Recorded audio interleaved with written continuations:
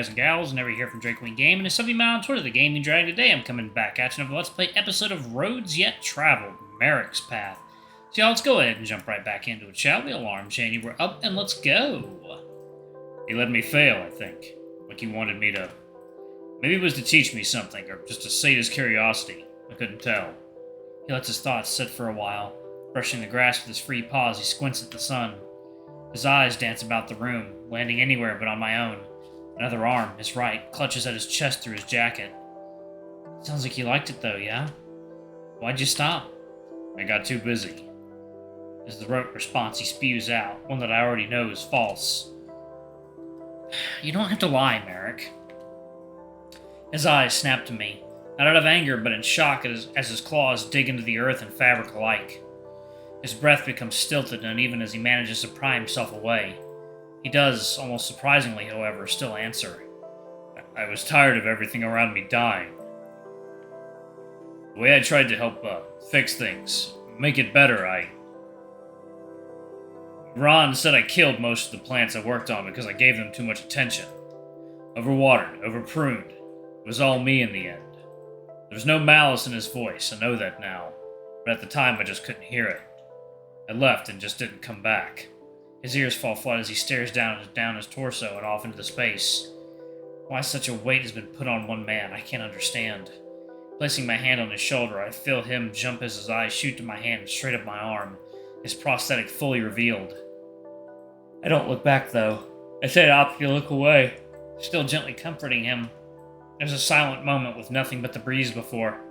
He places his hand upon mine and reciprocates the gesture in kind, his thumb gently brushing up against my wrist. With nothing but the wind between us, we fall into a silent peace, as time ticks away. Marruk has since fallen into a light sleep as I've taken it upon myself to walk about the room, finally taking some time to look at and catalog all the plants on display.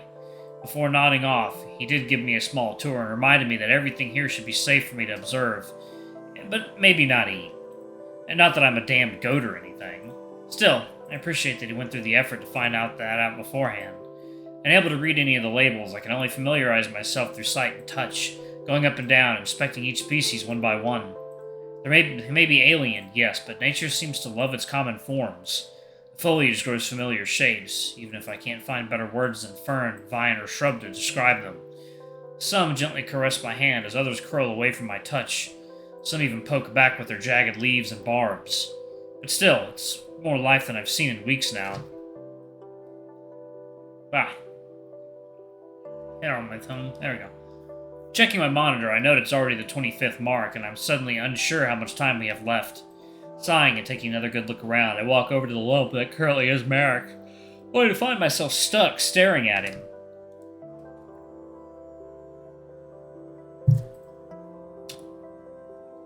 I guess he normally wakes up before me, so I haven't had too many opportunities to notice, but he looks so calm when he's sleeping. I know he has nightmares and that things have been rough for him, but I'm glad he has this. Maybe I should give him a couple more minutes. Hey, Kit, you're blocking the light. Thud, thud. Hey, stop that, is all he can say as I gently kick him in the side. Crouching down next to him, he takes a massive yawn, his tongue lolling out of his head as he licks his lips. Good nap? Until you woke me up, yeah. I give him a small whack for good measure, but he doesn't seem to mind. Should we get going? Not yet. Sit down. He pats the ground next to him, and I'm happy enough to oblige as we stare off into space. Yawning again, he stretches his arms back and props himself up. I thought about it while I was resting. Huh? The light, up there. Definitely Rias. Or Arius. How do you figure? Well, Urium should be over there right now. Raising a paw, he points off to the right, far out of the way of the star's light. And anyways, it's glowing consistently, too. Should have been the first sign, you know? Oh, yeah. Yeah. Has it really been 3 cycles since you've been here? Probably. Has it not gotten easier? No, not really. If this is too much, though, we can go, No. It's okay. I've thought about coming back a few times, just never really, made it happen. I've made sure the place is well looked after, though. What do you mean? Oh, well, Don't tell the captain, but I've definitely sent some extra patrols this way to help out if I hear things get busy. Oh my, you're almost as bad as Rune. The name slipped out before I even had time to think, and I can tell it affected him, even if he's doing his best not to show it. But, yeah. Been a while since I was here. So, why bring me here then? 'Cause you asked to go somewhere? Marruk, this station is massive, and still you brought us here. Surely you could have taken us anywhere else, right? Well, yeah, but... He looks away, as if the thought never even crossed his mind. A small grimace cuts its way down his muzzle, as I can see something forming behind his eyes. An impetuous thought only asking one thing. Why? Not wanting it to turn into regret, I bump into him, focusing his gaze on me once again before... Hey, I think this place was the right decision, if that matters. Maybe. Are you gonna come back again? I can come with you if it helps. Sure, kid, if we have time. He sighs, letting out a small laugh before looking towards our areas one last time. His hand idly moves dangerously close to my own as he stares off into the distance.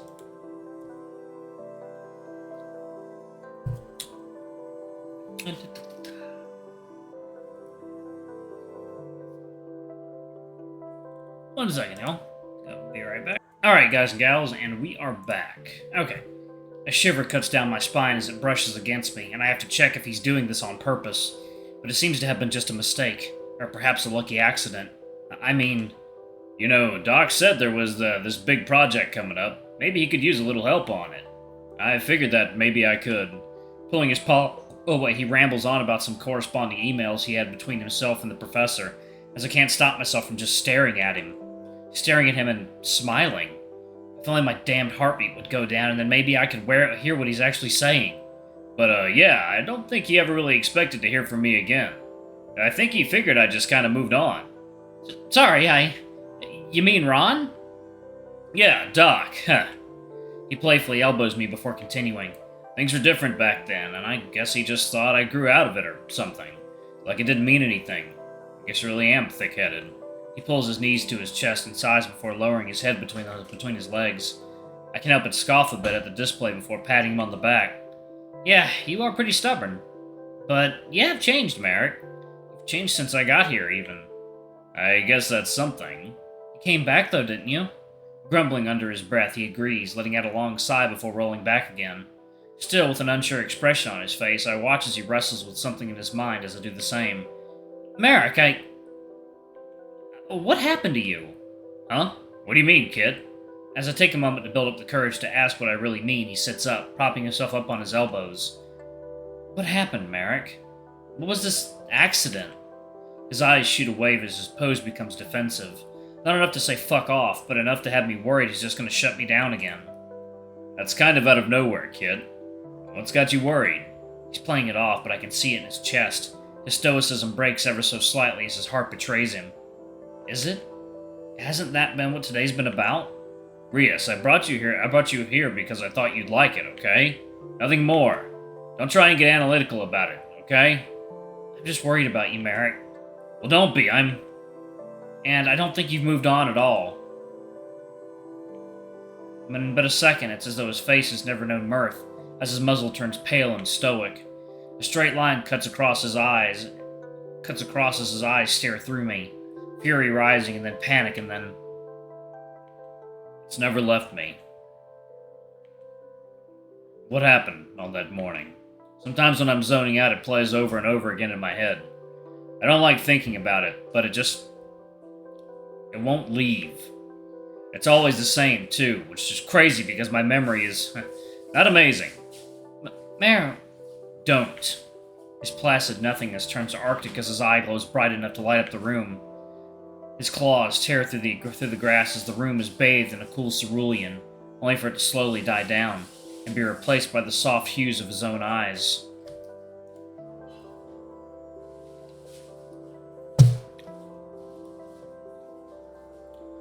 His claws, blah, blah, blah, okay. It's not something I like to talk about. I've tried before, and my thoughts, they just don't come out right. They're all wrong and distorted. No one can understand what I mean, and a shaky sigh cuts his determined but loose stare. It feels like it was so long ago, and everyone's just moved on, and His words trail into a sharp gasp as his muzzle tenses and dirt gives way to claw. I guess I haven't. Thoughts are worthless things in the face of abject nothingness. When you try and form words, yet nothing comes out but more ruthless ideas, all stepping over each other to aimlessly try to be the first one that forms something cognizant. And yet there is still nothing I could say. I'm not going home. It's alright, Rias. I'm not upset. We can go back to the room together and... No, I'm stuck here, Marruk.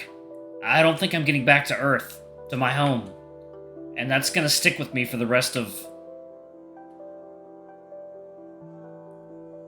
my life here. I understand not being able to move on. It's hard.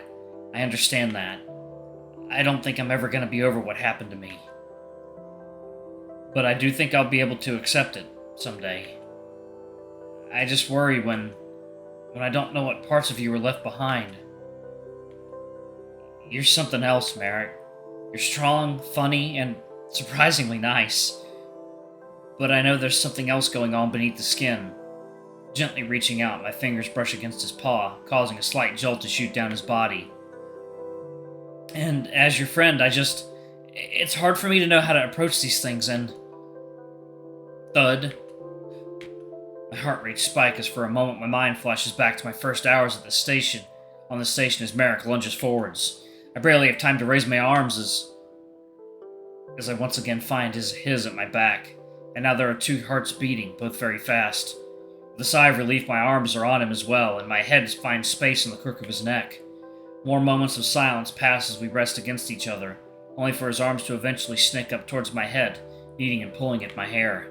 I can feel his breath on my back as his muzzle is pressed right up against me, squeezing me tight as he lets out a soft sigh before, Marruk, what are you? Grabbing me in a headlock, he rolls over, taking me down with him. Gently rolling around in the grass, he doesn't seem intent on letting me go. As one arm works as a vice around my neck, the other goes up further and he starts giving me a fucking noogie? Hey, stop that! I thought I told you not to get overly analytical, kid. This is what you make me do. Gently rocking us back and forth, I can tell he's not really trying to hurt me. Hey, stop! Through much laughing and kicking, he eventually stops and his arms flop to his sides.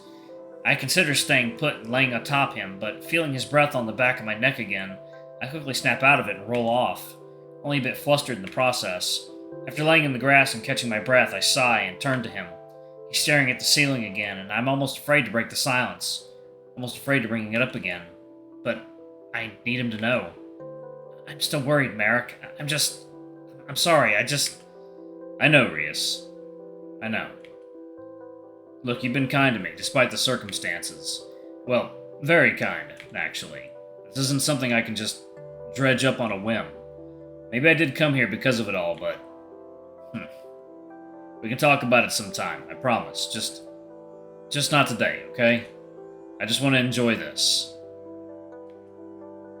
Alright, I'm going to go ahead and pause it right there. Thank you all so much for watching. Don't forget to like, comment, subscribe, ring that notification bell, and check out our Patreon or YouTube memberships if you can. It always helps. Anyway, I love you all, and I'll see y'all in the next video. Bye-bye!